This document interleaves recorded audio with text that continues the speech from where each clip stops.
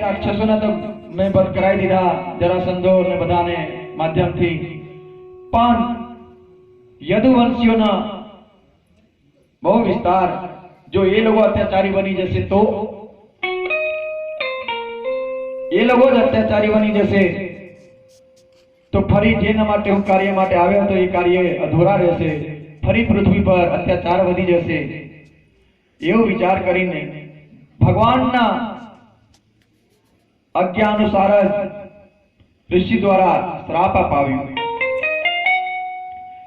અને એવો વિચાર કરતા જ્યાં બેઠા છે એ જ વખતે એમના પરમ મિત્ર અને પરમ ભક્ત એવા ઉદ્ધવજી આજે ભગવાન કૃષ્ણને પોતાના સ્વધામ જવાના છે એવું જાણી ઉદ્ધવજી કૃષ્ણજી પાસે આવ્યા અને એમને કહે કે પ્રભુ, મેં એવું સાંભળવામાં આવ્યું છે કે તમે પોતાના ધામ સ્વધામ જવાના છો, મને પણ તમે પોતાની સાથે લઈ ચલો. ત્યારે કૃષ્ણ કહે કે ઉદ્ધવજી, તમે પૃથ્વી પર જ રોકાઓ, કારણ કે આજથી 7મા દિવસે આજે દ્વારકા નગરી છે એ સમુદ્રમાં સમાઈ જશે. આ દ્વારકા નગરી મારા સમુદ્રમાં સમાઈ જશે અને મારા ગયા પછી આ પૃથ્વી પર કલિયુગનું આગમન થશે. કલિયુગના આગમન થયા પછી અહીંયા ધર્મો વધી જશે ને તમે ધરતી પર મારું જે ભક્તિ છે એનો પ્રચાર પ્રસાર કરો. તમારી ધરતી પર થોડાક દિવસ પછી તમે બદ્રીનાથ જતા રહેજો, ત્યાં આગળ મારા નર નારાયણ સ્વરૂપે હું જ બિરાજમાન છું, ત્યાંથી તમારું પરમ ગતિનું પ્રાપ્ત કરશો.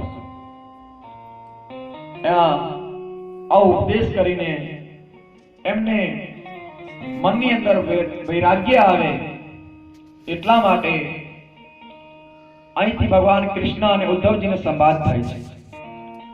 એમને ઉદ્ધવજીને સંવાદ થાય છે. ઉદ્ધવજી સાથે સંવાદ કરતા કરતા કહે છે કે તમને એક એવા મહાન યોગીના કથા તમને કહું. એક વખત યદુ રાજા એક મહાત્માને જોવે છે. એક મહાત્માને જોવે છે. એ મહાત્મા નિજ આનંદમાં હોય છે, મસ્ત હોય છે.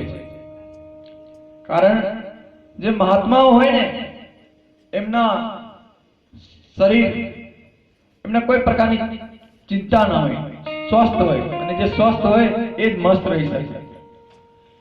એમને રાજાએ જોયું, યદુ રાજાએ, કે મહાત્મા આટલી બધી ખુશ કેવી રીતે રહી શકતા હશે, આ અવધૂત કેમ ન ખુશ રહી શકતા હશે.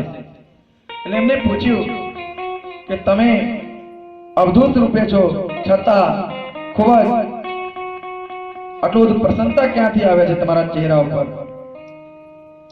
તો એમને કહ્યું કે મેં છે ને 24 ગુરુ બનાવ્યા અને દરેક ગુરુ પાસેથી કંઈક ને કંઈક ઉપદેશ લીધા છે, અને એમનું નામ છે અવધૂત રંગ અવધૂત એવા ભગવાન દત્તાત્રેય. બોલે દત્તાત્રેય ભગવાન કી જય. અહીંથી દત્તાત્રેયજીના કથા ભગવાન કૃષ્ણ એ ઉદ્ધવજીને સંભળાવે છે. કથા આગળ કહું એ પહેલા આજે સ્વામિનારાયણ મહિલા મંડળના પ્રમુખ અહીંયા આવ્યા છે.